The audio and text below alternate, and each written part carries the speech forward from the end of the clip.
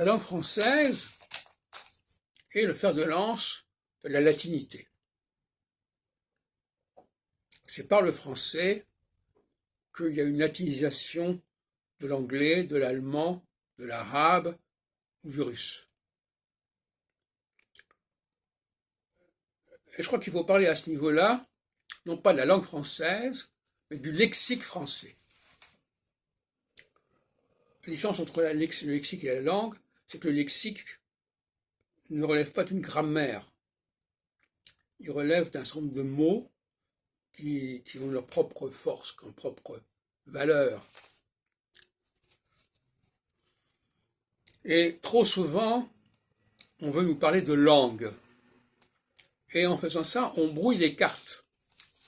Parce que les langues, qu'est-ce que c'est les langues? C'est quelques formules particulières d'encadrement, de gestion d'un lexique, justement. Et souvent, la langue est truffée de différents lexiques. Et donc, force est de constater que la langue française est hégémonique sur le plan lexical.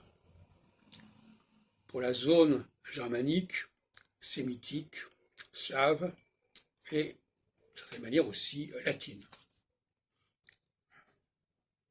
Et cette hégémonie, elle est incontestable et elle est en quelque sorte irréversible.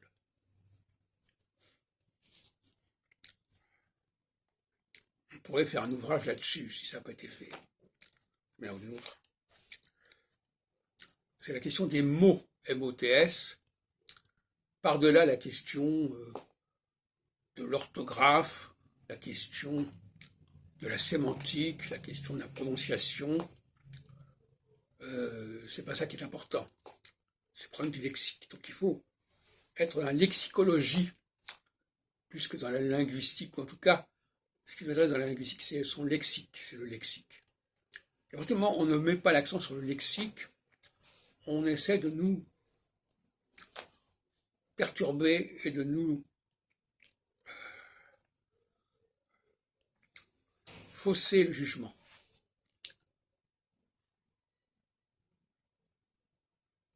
Il faut qu'on se mette là bien à la tête que tout ce qui est en dehors du lexique est un épiphénomène.